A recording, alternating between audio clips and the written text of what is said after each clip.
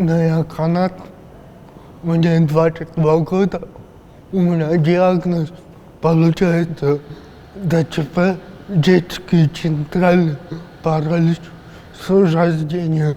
Но несмотря на это, я не ощущаю себя человеком с инвалидностью. Так учусь, занимаюсь спортом, путешествую. То есть никаких внутренних ограничений для меня не создает мой диагноз. В первую очередь, это моя мама. Моя мама — это мой герой, моя опора.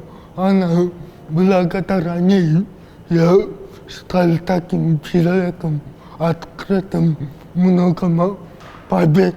Всем я обязан ей, своим родственникам. Я с детства рос в заботе, в любви. За плечами несколько проектов. В 2021 году я закончил обучение, международное обучение в Creative Spark Big Idea Challenge. Там выиграл грант. И на этот грант отремонтировал свой первый спортзал, где на данный момент занимаются более 20 человек с инвалидностью.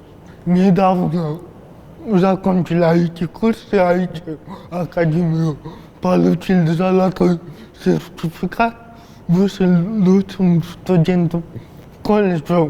Не пытался найти работу, но, к сожалению, у нас в Кыргызстане идет все хорошо до того момента, как работодатель узнает про твой диагноз. Потом уже все.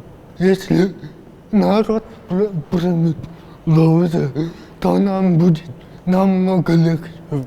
Даже несмотря на то, что не будет пандусов, перил.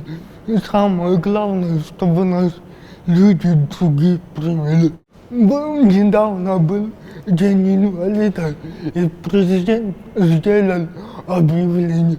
В Кыргызстане более 250 тысяч людей с инвалидностью. Но если вы покатаетесь по городу весь день, вы максимум увидите человек 10, потому что все остальные сидят дома. Мало того, что среда не приспособлена, так еще мнение общества для них играет большую роль. У меня есть много друзей, много коллег. Лично я чувствую себя хорошо. Да, мама очень рада, но изначально ей пришлось перенастраиваться, то, что я гуляю без нее. Она поначалу очень переживала, но сейчас к этому относится без проблем. В следующем году, в начале года, полететь сделать операцию. После операции у меня где-то полгода уйдет на реабилитацию.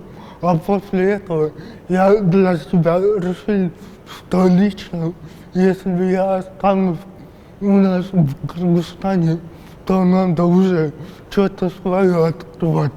Не надеяться ни на кого. Я не люблю сидеть на месте.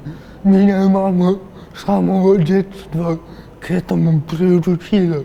Делай, что хочешь, главное, не сиди на месте. Но в детстве я мечтал, не знаю почему, стать гонщиком. Я любил машины, я до сих пор их люблю.